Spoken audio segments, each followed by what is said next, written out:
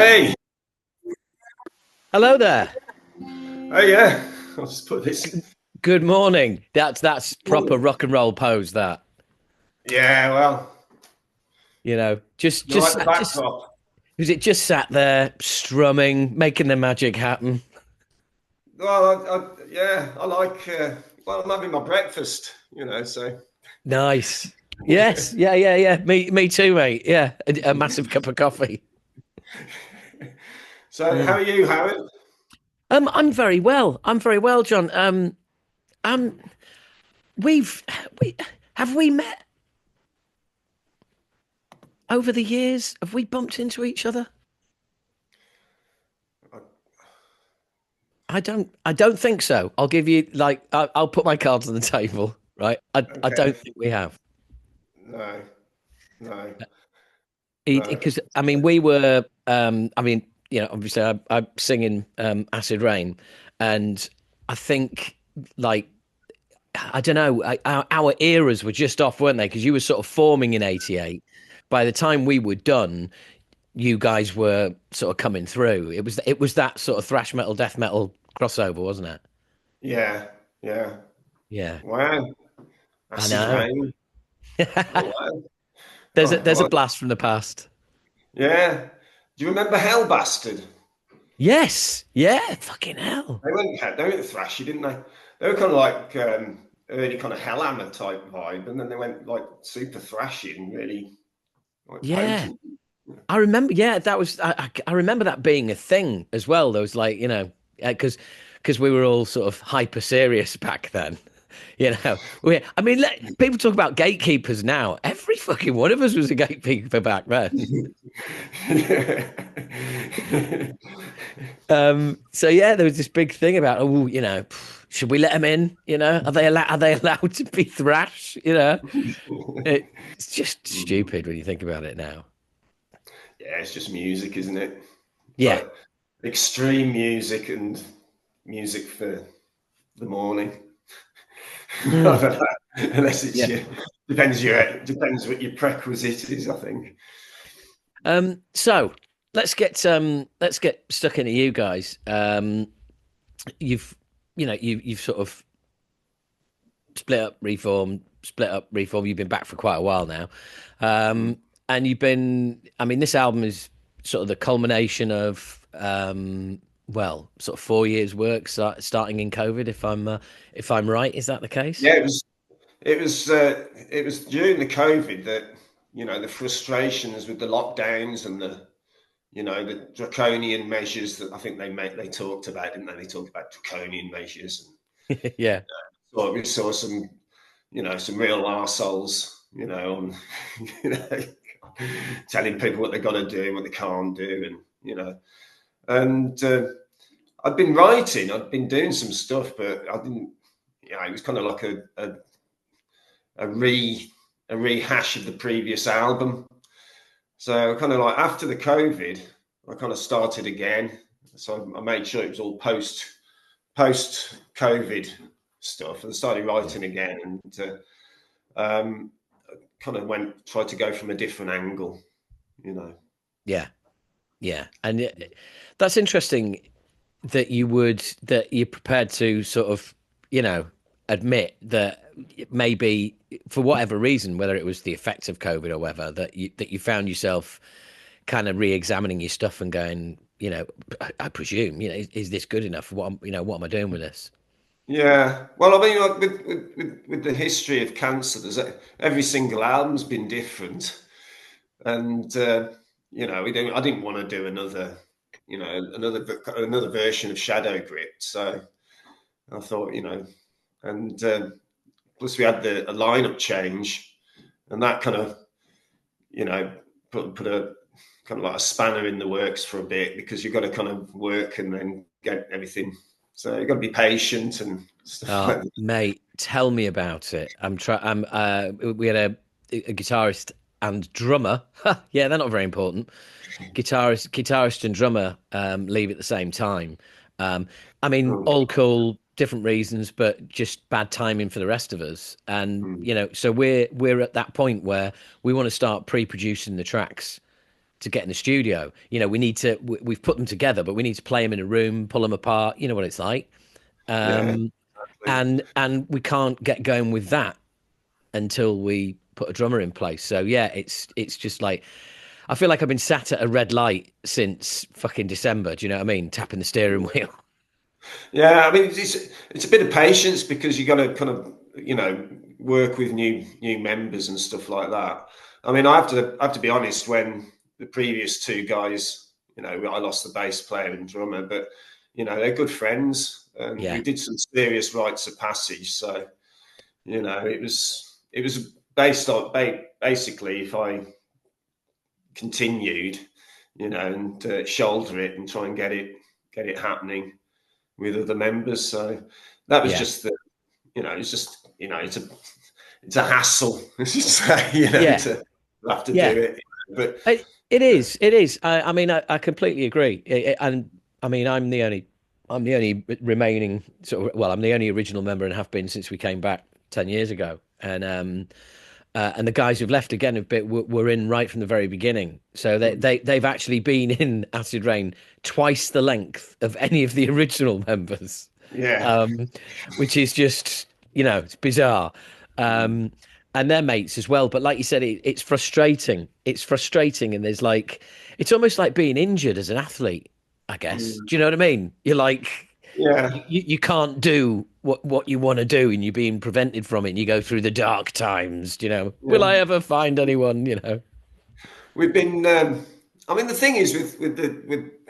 I mean, we got back together. It was 2014 with the original lineup, and we actually got back together with all four of us. But the lead guitarist, I don't know, something happened with him. I don't know what happened, but we went to play Holland together, and because I live in Spain, I said goodbye at the airport, and when they went back by car, and I never saw the lead guitarist again. We had to do we did it as a three-piece, and it worked really well, in that respect, because the band was originally a three-piece in the first place. It was the Yeah, love of noise and making a noise, and the real reasons for wanting to get together and just thrash it out, get it out your system and all that. So, but we carried on, and we had we only got back together because it was Cyclone Empire, this German label, decided to re-release our first three albums. So we said, well, we'll just do a few festivals. That's what we'll do. We'll just do a few festivals. right. And then Keep it small. yeah, and then we did an album for Peaceville, and then they took the rights for the first three albums and re-released them. So we did some work together, and after the COVID, a bit of contemplation, a bit of, and that, there was a bit of respect, at the end of the day. So I tend to think of, my working with Ian and Carl's, it's really, really good time, and Yeah, it's always a place in my heart for them, because of yeah. it. I mean, this is something that always amazes me. I can bump into people that I toured with for 3 weeks in 1989, and it's like A, that they've only just left the room, and B, like we're family members.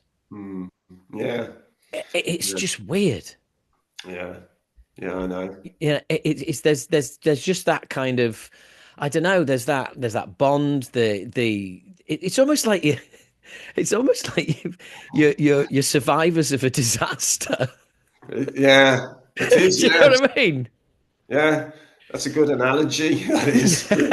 Yeah, Yeah, I saw the guys from the band Deicide. That band Deicide, yeah, yeah, and we played with Deicide back in when we did our first album. We yeah, did that. When they toured the UK, and yeah. we did from Scotland down, and we did a 6-week tour with them in North America a few years later and played festivals. And I didn't see them for like 30 years. And then I saw them at it was Metal Mexico. Yeah. We had a few drinks in the bar, me and Glenn and Steve, and it was like exactly what you said. The survivors. Yeah. Yeah, it is. It is just it's bizarre. It really is. It is just a really odd feeling. Funnily enough, I've had one of your ex-members on here a couple of times who's as good a friend of mine as they can be when you're so far apart. But that's James Murphy. Oh wow, old Yeah, James. Yeah, I yeah. mean that's going back a few years, isn't it? It is. Yeah, it is. Yeah. Yeah. I'd sent him a copy of the reissues of Death Shall Rise to him. So I was in contact. I'm in Oh, awesome. contact by the post. I still say. So. Yeah, I mean his story is amazing. I don't know if you know what he went through. Mm, Obviously went through a number of bands and was getting kicked out, and his entire family thought that he was a drug addict and all the rest of it, mm, and a waster. And he ended up sleeping on a couch. His studio gone, his guitars gone, everything. And it wasn't until he went. His sister was the only member of his family who was still in touch with him, and he needed some yeah. glasses. And she took him for an eye test and said, "Look, I'll get you some glasses." And the optician said, "Look, I'm no expert, but you need to go to the hospital because there's something going on behind your eyes." They went to the Yeah. hospital. He was diagnosed immediately, and within 2 weeks had a huge tumor removed. And Mm, James Murphy was back. yeah. Oh dear. Yeah, it's an incredible story. I'll send you a link. I'll send you a link afterwards to the episode, Okay. because it's a good sort of hour 40 minutes. But it's one of those things. But anyway, on a lighter note, he enjoyed his time in the band. He spoke well of you, and but Yeah. that was a smart move, man. Because I mean, his work on spiritual healing is just like it's the icing on the cake. Yeah. Well, he played on Death Shall Rise and he came in to do some guest leads, and all my leads were cat stranglers. And Scott Burns thought that it would be a better idea if James joined the band. Back then, I mean, I was living in a flat in Telford, and he came and stopped with me for 3 months. So I got him to go through the spiritual healing riffs. He went with Chuck. Yeah, Brilliant. yeah, yeah. So Oh, that's awesome. I mean, yeah, from Florida, from that Tampa, Florida sound to Telford. yeah. I bet he thanked you for that. Yeah. But we did actually. We went to record the album in Morris Sound in Florida because we wanted to use Scott Burns again, and because I mean, our first album, we got him over in Wales in some undisclosed area. It was some kind of in the middle of nowhere, and he was like, "Oh my God, what am I getting involved in?" And then, so when it came to doing our second album, he insisted on that we went to record at Morris Sound. I understand. Yeah, yeah, absolutely, yeah, yeah. You've come to ours. It's only fair we come to yours. Yeah, yeah. And so the record company had to pay for the airfares. Well, there's an interesting turn of phrase. The record company had to pay. We all know who was paying. We all know who was really paying for it. It's Yeah, well, you it's pay it back, then Yeah, you. there's no such thing as the record company paying for anything. It's like, yeah, oh, the record company, oh, we'll pay for that. What they mean is, we'll physically pay for it, but that's coming off the budget for your album, and Yeah, you're paying all of that back. yeah. Yeah. But I mean, when you're that young, I mean, I couldn't afford flights, No, so yeah, I go get him out, get him back over here. He yeah, insisted yeah. that we were there. So Well, it was exactly. You just quite get an the experience. calculator out. How much is one flight, one flight to Telford as opposed to four flights to Florida? Yeah, I know which is cheaper. Yeah, that was it. That was it. Well, it was three flights. Three Oh, flights right, to back Florida. then, yeah. Oh, of course, yeah. And hence, But I I vaguely remember the story now. James was telling me that you guys were recording over there, and He was, Yeah. yeah. There was, you were right, there was 4 flights saying that because we took a roadie with us to look after us while we were there. Wow, you Uh, say roadie now, yeah? What you really mean is like, bodyguard, isn't it? well, personal assistant, that tends to take care of the situation, Yeah, the and day, yeah, take care of the day to day. Like, yeah, can you go to the corner shop and get us some fags? exactly, yeah. Brilliant. Sometimes, yeah, occupying on being the driver on the day off. That's a good one. Yes. Yeah. Yeah. If you got a bit of That, free time, well, take us to the bar. yeah, exactly. Why not? Um, so what was it like? What was it like recording out there? Well, it was nice because it was in the winter, Ah, but it right. was still nice. The weather was still nice, and we shared the studio with Morbid Angel, of all people, and Oh, really? we had a great time with them. Great bunch of guys, good guys, real. Yeah. And Glenn from Deerside, who I spoke about before, he came over and did some backing vocals.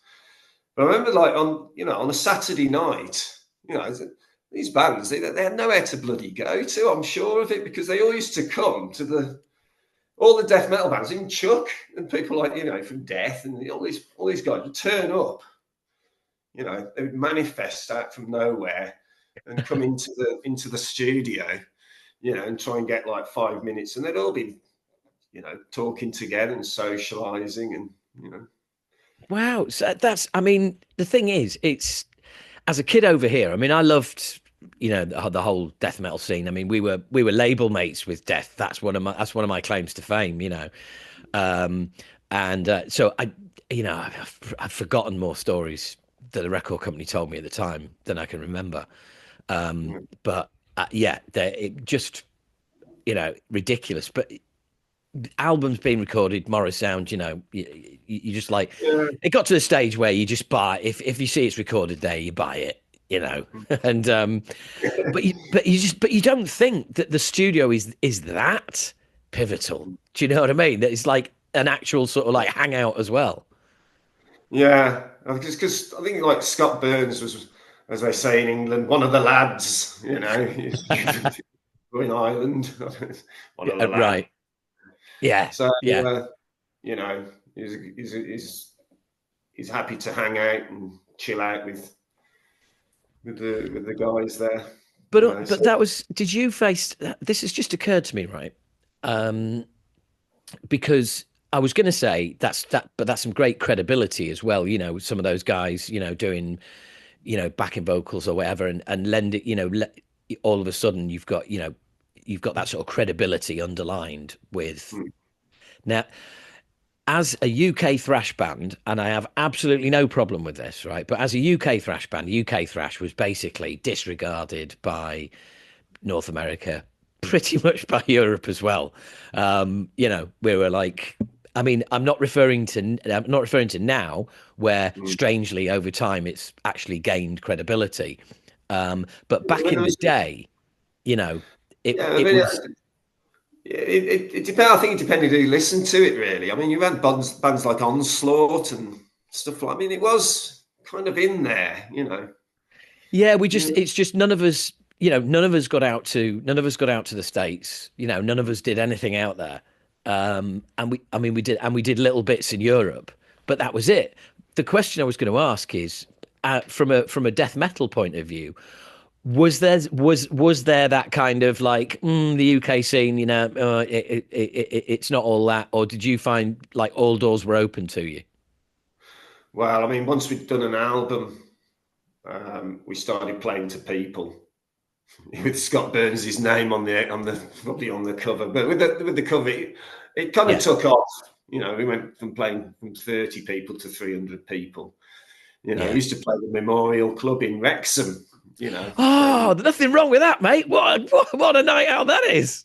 and you'd play there with with Morbid Angel, with Carcass, Benediction, and there was always a good turnout.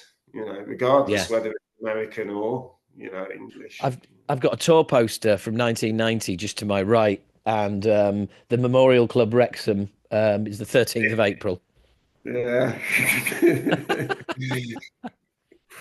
We played there once, and we went. Me and Carl, we just me and Carl, and with a couple of guys that we knew. We went there to have a drink and watch Morbid Angel, right, on their Blessed of the Sick tour, and the support band, which was called Unleashed. One of the members or something didn't get in through through the immigration point, so they couldn't play. And I remember some guy, the promoter, Mark, his name was, from the syndicate. Yes. He came up and he said, like, you don't mind doing a couple of numbers, before Morbid Angel take the stage. And I mean, at the same time, the synchronicity, there was this old guy, this old doddering guy coming in going, do you mind if you turn down the sound?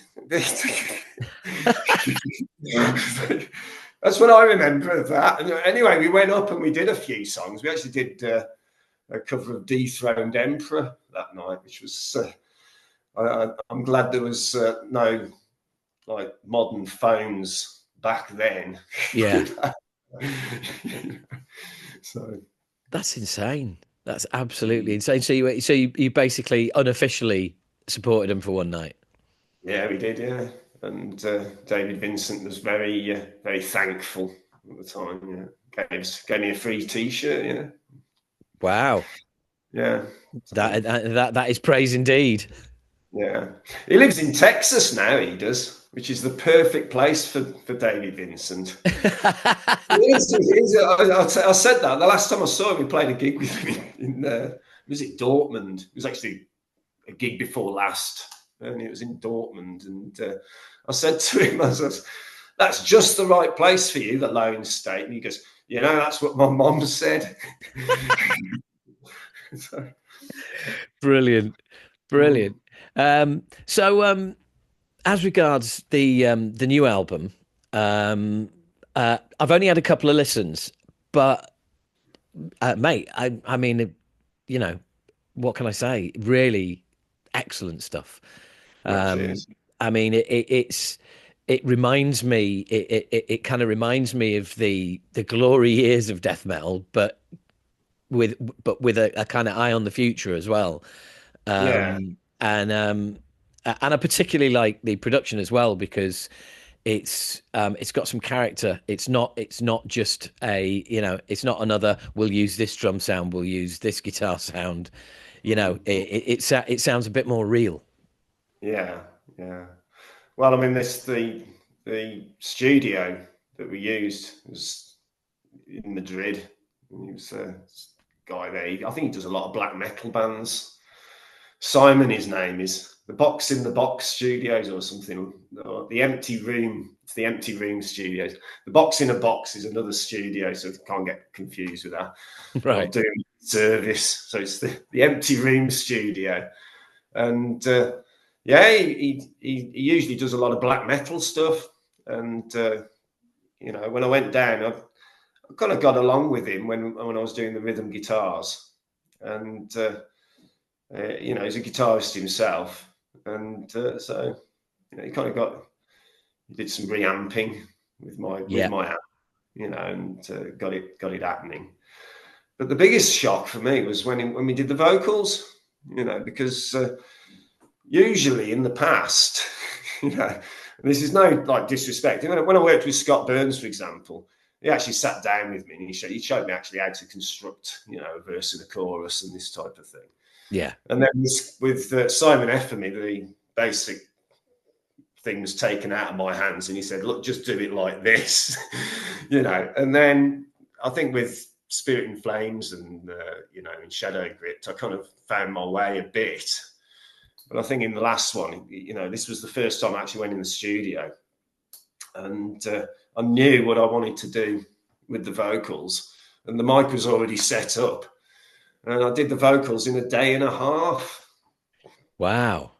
Yeah, which is a record for me. I think that's a record for fucking anyone, mate. That's well impressive. I did the To the Gory End in half a day. Wow. that was just a one. But with this album, I did it in a day and a half, which is kind of a record in the. That's amazing. That's amazing. And I mean, any particular reason for that? Are you hinting at that it was the preparation, or was it Got the just microphone set up perfectly. So before, I'd kind of warmed up my voice, and I didn't want to hurt it, and I didn't want to, and he got me this kind of sound in your headphones, and it was like, wow. So I took some energy drinks and and a bit of a smoke, and they got in there and did it, got it out. So, brilliant? and Brilliant. then we got Victor V Santura, the Triptychon guy, to Yeah. mix it, and we sent him the files, and what I got back was like, oh yes, I remember the email off the other guy saying, oh, if you need to change anything, I was like, we're not changing anything, okay, just leave him to do it. He knows what he's doing. Yeah. So, that's always impressive, and I've said that about our next album as well, which is if you're going to give it somebody to mix, what's the point in giving them it to mix? Then they send you the mix, and you go, "Well, can you change these things?" And it's like, well, that's the mix. yeah. That's what we're paying for. What's the point in paying somebody to do a job and then changing it? Exactly. Yeah. No, I like it. Yeah, it was like you just leave it. Don't communicate with him. Just leave him to do it. And I sent him a message on the WhatsApp and said, "Listen, just do it. You're sounding fantastic. I love it. And he was like, yeah, okay." And he did the whole album. He only did it a couple of weeks. We had all the files mixed, mastered. It's like, wow, That's brilliant. That's brilliant. I mean, the thing is, I mean, I think, but also, it's never a true phrase than if you can't save it in the mix. So if you've done everything right in the studio, you pretty much know that whoever's mixing it, you've given them an easy job. Yeah. Well, they don't have to, polish a turd, do they? They can actually, Yeah, basically. they can enhance what you've got and, give Yeah. it treatment. And so it's nice. So when you were putting this album together, is it like we all do now? You're just putting it together electronically, and then like sending it over to everybody, and them figuring out what's going on. Well, Did you get I'm not very good electronically, to be honest. right? I've got I've got a digital dictaphone, Right. and what I do is I put it in my, you remember the old Boss tuners for Yes. guitar? Yeah. I use the box, the empty box, and I kind of position the dictaphone off the box next to my Marshall practice amp. And I Right. put the riff down, and then I get my wife to send it online to the other guys, and then we go into the rehearsal room and we see if it works or not. Right. Okay. So So when you rehearse, is it you going back to England? no, but I live in Spain, and my musicians are Spanish. Oh, right. So they're all based over there with you. Yeah, I've got they're all Spanish except the drummer, who's half American and half Spanish. Right. The lead guitarist, he lives down the road. He's Spanish, and Danny, the bass player, he's a Madrileño. So Right. I mean, that's crazy. The fact that you've managed to sort of put a whole lineup together over there in Spain. yeah, it's you come across people. This is the thing. You come across people, Yeah. and when I was doing my previous band, Liquid Graveyard, which is a kind of like a progressive metal band, which I did with my wife, who's Spanish. So I got to meet a lot of musicians, and anybody, So when when I found out that Carl and Ian didn't want to continue doing cancer. They got other things to do. Yeah. I had quite a pool of players to actually audition. So Brilliant. Oh, that's superb. we rehearse it. I'd like to say old school, but for me, it's only school. It's the only school, and we rehearse it as men.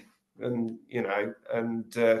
then if I know when I go into the practice room, if we get it together, I know, and I've got an idea of how I'm going to put the vocals, the verse, chorus, and all that, with the characteristics of the sequence of it. Yeah.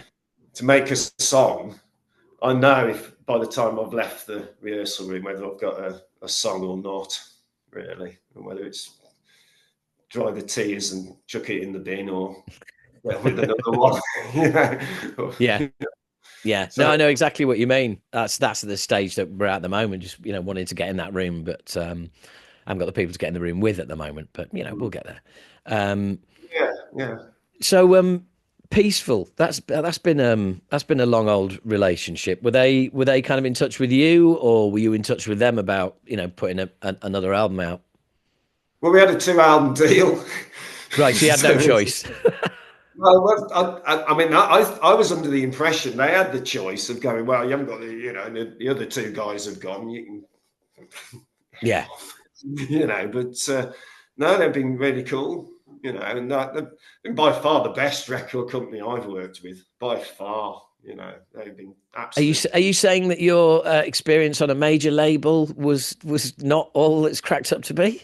It was the opposite of what we get. No, I mean these guys that the Peaceville guys, they kind of understand intuitionally what it's about, and yeah, and they could, and Paul did the cover, and Matt did the video for the song Amputate. yeah. He asked me if it needs changing. Again, it's another V Santurni. He's like, no, don't. It's fine. So they know they it's easy with those guys, and they're straight as well. So yeah. I had More to Scold on here as well, and that said exactly the same thing. That said it's the only label I've ever been on, really, and it is that sort of kind of almost old school kind of label where they just know what's what. Yeah. I think again only school. I think some of the old schools a bit, but more of a dealing with people that are on the same page, the same mindset, that type of thing. Yeah. Funny enough, with More to Scud, we actually played with them at the London Death Fest a few years back, and they put us in the same dressing room, the Peaceville guys. I remember that. There was like everyone played on that, didn't they? Yeah. Yeah, I think it was. Was it Benediction were on as well? I remember Nuclear Assault were playing, weren't they? I think Benediction Day or another. In Memoriam were playing, but they're in the other venue because it's like in camp. They got a couple of venues going. You see. Yeah, and for no reason at all, Nuclear Assault were playing. yeah, that famous death metal band. Yeah, I mean Dan Lineker's a nice guy though. Oh, absolute top bloke. I mean, I say that. I haven't seen Dan since probably 91, 92 maybe. Yeah. But yeah, absolute top geezer. I mean, we had some great times back in the day. I mean, I do a one-man show talking all about like back in the day to now and various behind the scenes experiences. And Dan features in a few of those stories. Yeah, well, I mean, he was he did the SOD album, didn't he? And he was in Anthrax, and he did Brutal Truth. So, the rites of passage he's done. I mean, yeah. Well, he's played in Anthrax again as well, bizarrely recently, which is just Yeah, exactly, exactly. Get out to South America and play some songs you haven't played for 35 years. Wow, I good for know. you. It's amazing what comes round. It really is. It really is. I mean, like thrash coming back. I thought it was well and truly dead. But came back in the end. Um, Yeah, but death metal has kind of always endured. Well, I'm not an expert in death metal by any means. Thrash has always been my bag, but to me, as an outsider looking in, the death metal scene has always kind of been fairly healthy. yeah. Well, it ducked and dived in the around 94, 95 for us, The but fallow years.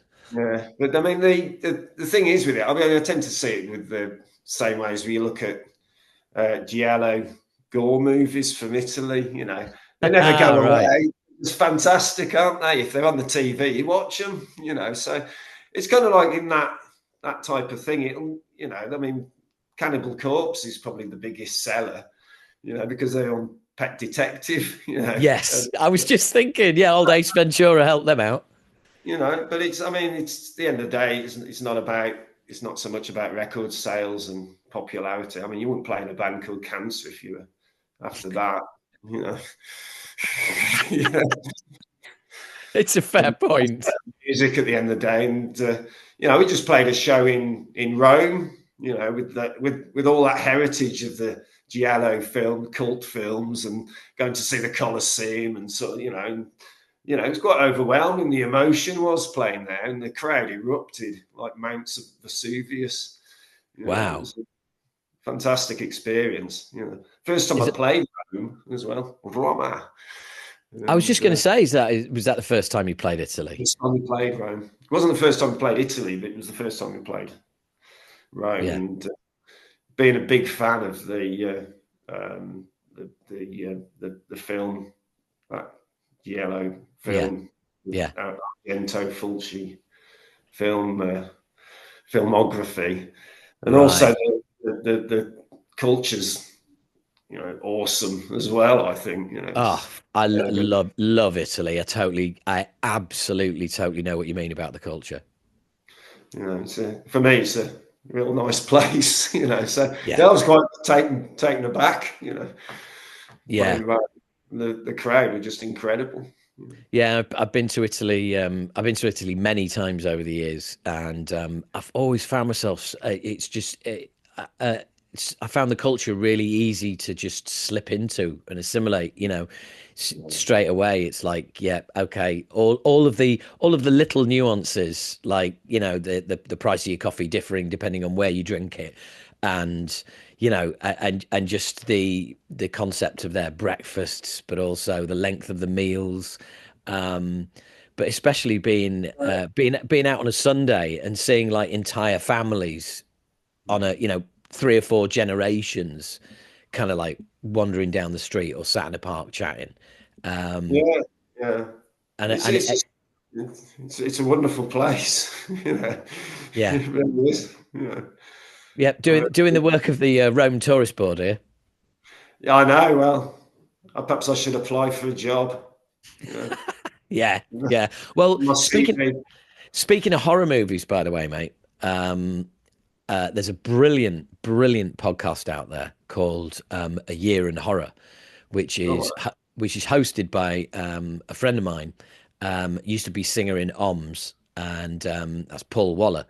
And it's been going a few years. He has like everybody on, even me occasionally. We do a Patreon only show, but I'll send him your details oh, please, yes, because please. he's yeah you yeah Got the he time. oh yeah If it's he's I got know the time, because I can talk. I mean, I can talk bollocks about that for quite some time. yeah I mean oh yeah he'll love you because he's been on the full journey like of not really getting Jallo and then being absolutely totally in love with it. um But yeah, I mean, I don't know if you listen to podcasts, but it's a great podcast a year in horror.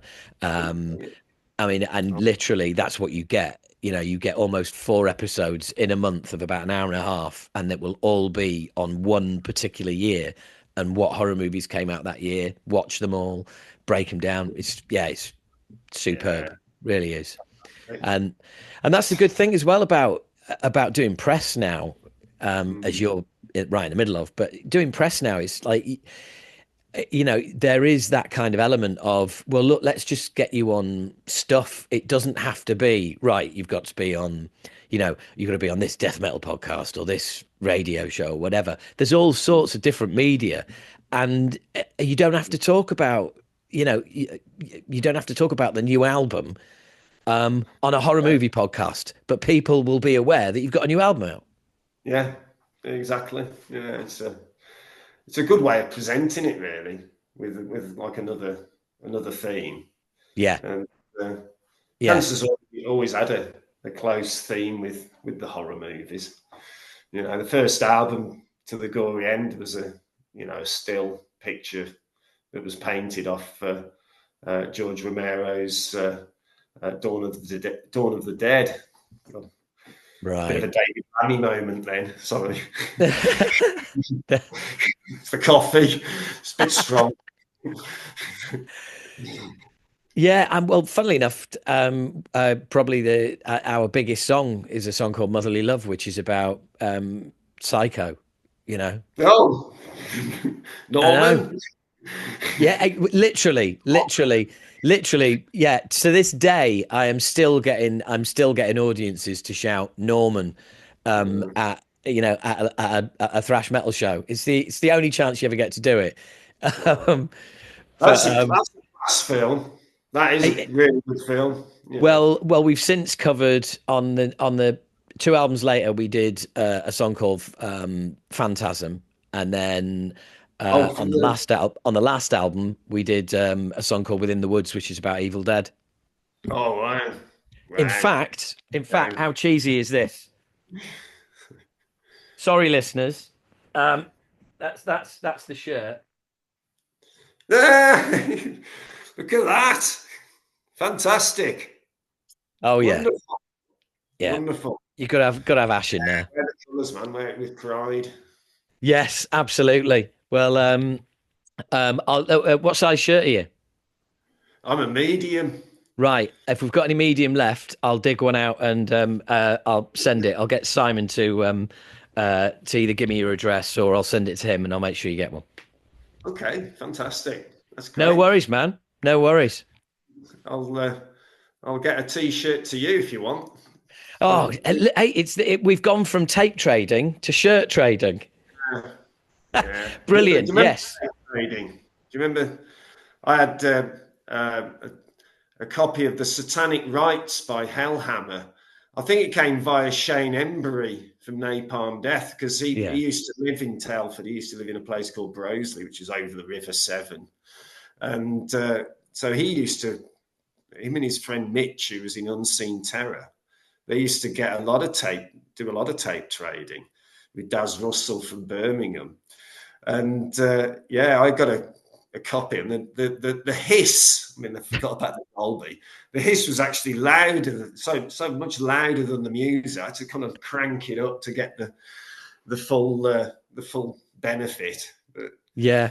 And do you know what? I remember that with so many demos, and I mean, obviously tape trading in thrash as well. And but always you had that Dolby button that you could use, but it'd take the edge off too much. yeah, it was something on the guitars and that. Yeah, it was like Yeah. So your only chance to make it sound decent, like you say, is just like crank it right up. Just right. yeah. Yeah, I was telling somebody the other day I had the Alice in Hell demo by Annihilator, but I Wow, had the Jeff Waters version where he plays everything and sings on it, wow, and yeah. yeah, I traded him that for the Moshkinstein demo, and yeah, all sorts of like bits and pieces, the stuff that we used to trade. It's unbelievable. Yeah, It, that's amazing.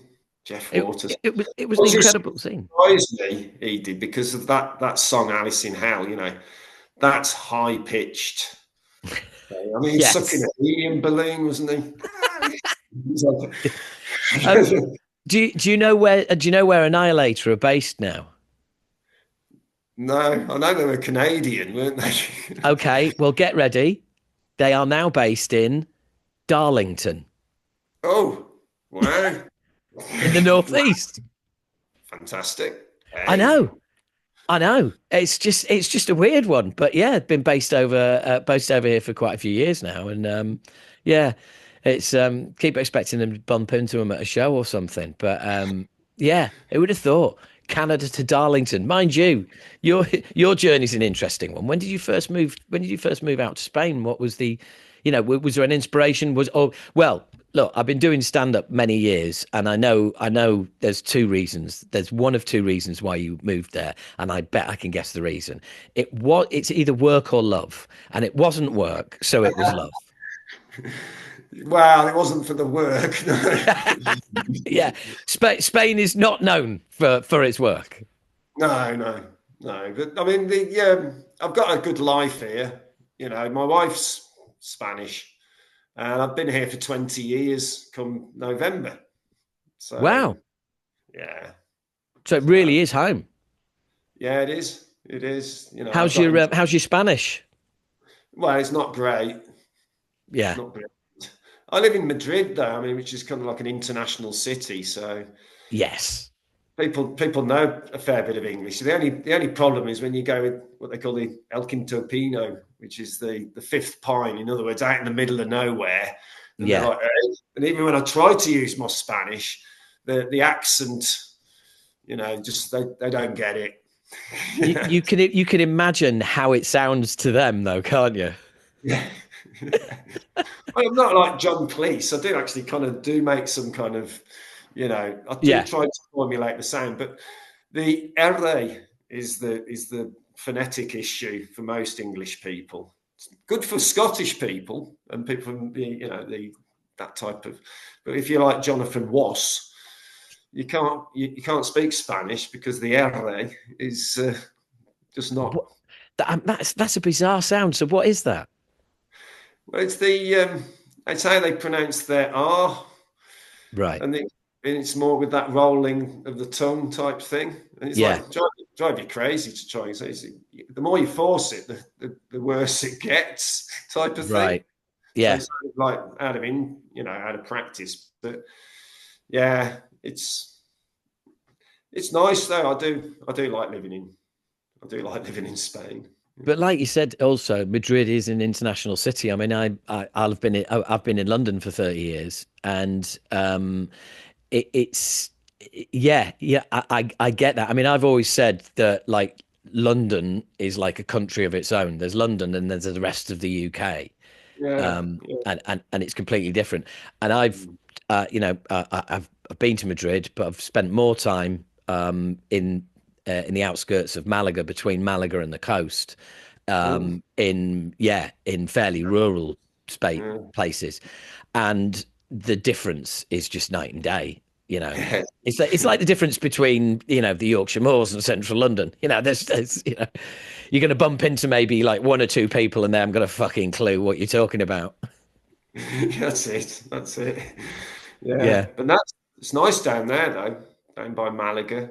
You got the Nerja caves, Oh, Almuñécar. it's Yeah, I What? mean, it's between Malaga and the coast. So there's Coen and places like that, or to me and you, it looks like Coin written down, but it's all like. So I stayed in various villa sort of places there because my cousin has been in Spain for about 40 years. So whenever I go over, I go and visit her, and her Spanish is shocking. So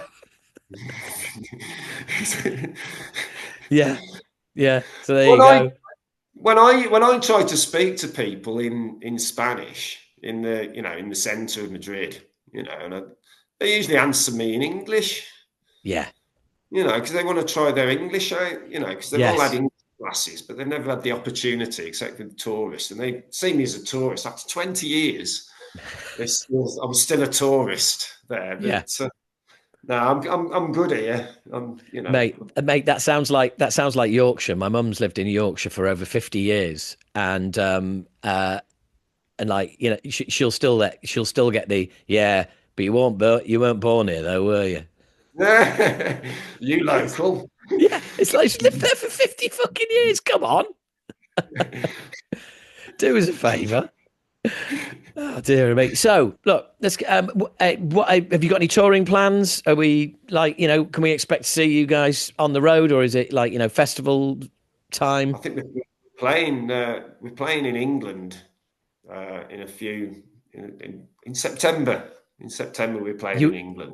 I thought you were going to say a few weeks then for a minute. No, no, we've got some things because we're not doing much while we're waiting for the album to be released. So I'm Yeah. available for interviews. You see. Okay. Well, I'll let Paul know. Don't worry. But we've got plans for. We're going to be playing in Antwerp, in Belgium. We've got a Right. show. We've got a show in Germany. I think we've got a show Yeah. in Canada and various other ones, but they're just single one-off shows. Yeah. We did that tour, a little mini tour in Italy, and we're hoping to do a tour of Latin America with Deicide as well. Ah, yes, the old Latin American tour. I'm supposed to have done 4 in the last 5 years. None of them have actually happened. Oh God! Uh, So yeah, don't hold your breath. Don't count your chickens. Yeah. yeah, very much so. Very much so. Well, definitely don't hold your breath if you're over there, and especially if you're at altitude. Oh God. Yeah, make sure you get some offstage oxygen handy. Yeah, yeah. Well, you played Ecuador. No, I haven't. No, like I said, we've never got out there. Literally 4 tours, but none of them have actually happened. God. Well, I hope one day that you get to go out there because it is an experience. Oh, yeah. It's a fabulous part of the world to visit. You'll Oh, appreciate. mate, I am jealous. So, but you're over here in September, so presumably you'll be playing London, and I'll come down and say hello. Okay. Well, if you do, let us know. Get on the Will do. guest list, and we'll have a beer after. Awesome, I mate. don't usually drink until I play. I never drink, Yeah, but I do when I play live. I have one beer just because I'm kind of like I have to kind of get in with the crowd a bit. yeah. So and usually if it's a One one-off, beer does it. carry on. I can have a few after. You see, Yeah, so. yeah. Cool. We'll do that, mate. We will do that. Look, thank you so much for your time this morning. Really enjoyed it. Congrats on the album, and I look forward to seeing you in September. It was a pleasure, and thanks to you. And acid No worries, rain mate. rules, man. It rules. Thank you very much. All right, mate. You take care. Bye bye. Bye See you bye. later. Bye bye.